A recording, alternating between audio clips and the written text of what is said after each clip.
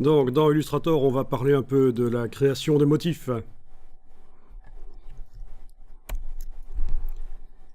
Donc voilà, je crée le document.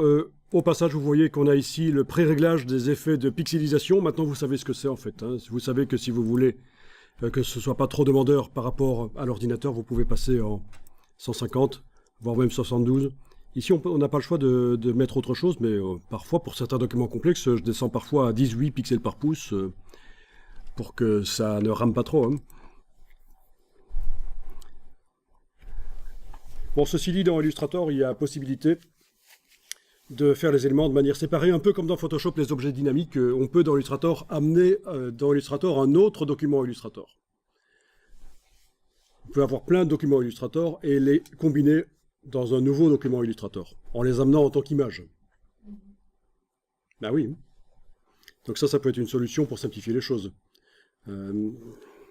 Pour faire des fichiers moins lourds, parce qu'en fait les vecteurs des images ne sont pas réellement dans Illustrator, c'est juste l'image. Et les vecteurs, ils sont dans le fichier sur le disque dur. Ok, donc je fais un document A4 horizontal. Alors on va créer des formes, des étoiles par exemple. Donc derrière ici. Voilà. Alors pour décider d'avoir une étoile qui est particulière avec pas 5 branches mais un nombre différent, vous pouvez simplement cliquer. Et ça c'est valable avec tous les outils. Quand vous cliquez sans bouger, au lieu de tracer quelque chose, ben, ça vous donne la boîte pour créer de manière paramétrée. Donc là par exemple, voilà, je peux faire un truc à 3 branches par exemple. Ben, c'est un triangle en fait. Ça dépend en fait des rayons que j'ai mis. Voilà.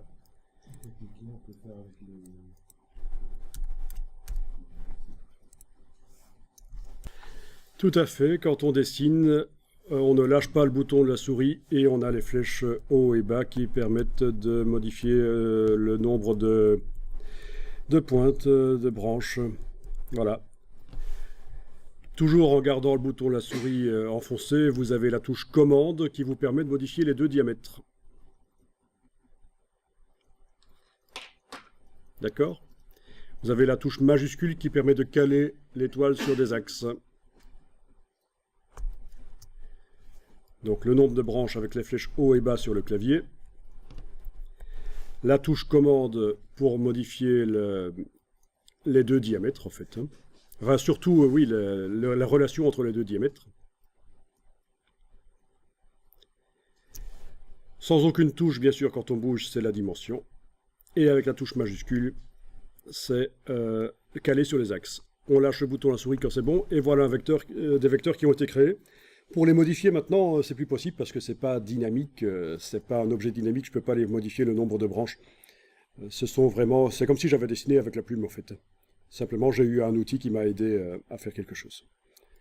Vous comprenez? Donc, c'est pas un générateur d'étoiles dynamique où on va pouvoir par la suite remodifier le nombre de points. Alors, dans cette étoile, je vais aller mettre... C'était juste l'occasion de voir que les outils, on peut les utiliser de manière paramétrée quand on clique, et qu'il y a aussi plein d'astuces avec les touches quand on trace. Je vais aller mettre un motif là-dedans, donc je vais aller chercher la palette nuancier.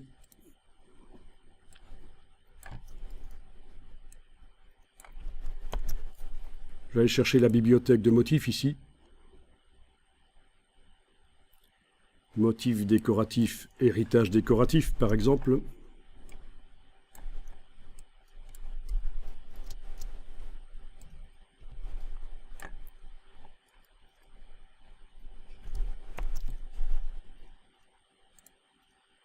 Alors, là, j'ai mis le motif sur le contour et ça n'a pas d'intérêt si le contour n'a pas d'épaisseur. Vous pouvez mettre une épaisseur au contour si ça vous botte.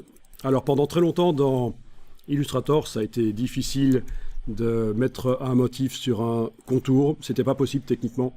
Il fallait transformer le contour en une forme, en décomposant la forme. Mais maintenant, c'est possible de mettre un dégradé ou un motif sur un contour. c'est pas un problème. Ok, donc là je vais quand même inverser parce que ce qui m'intéressait c'était surtout d'avoir le motif sur le fond. Je vais mettre aucune couleur de fond, aucune couleur de contour, en fait, pas du blanc même. Voilà.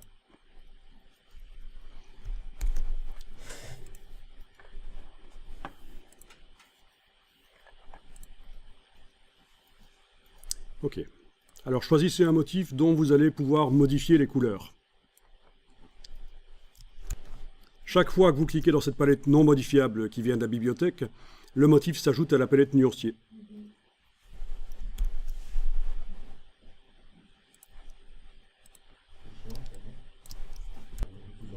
Oui, oui, tout se retrouve. Bon, il y a peut-être une solution pour que ça ne fasse pas comme ça, mais je ne la connais pas. Mais de toute façon, c'est logique que toutes les formes qui utilisent des motifs qui sont sur le document ça doit apparaître dans la palette des nuanciers. Mais c'est vrai que les motifs qui ne sont pas utilisés sont malgré tout stockés là. Ah oui, aussi, voilà ce qu'on peut faire. À un certain moment, si ça t'ennuie, tu peux aller dans le menu, tu peux demander sélectionner les nuances non utilisées et tu cliques sur la corbeille et à ce moment-là, tout ce qui n'est pas utilisé dans le document s'en va. Ça peut être une solution, mais ne faites pas ça maintenant.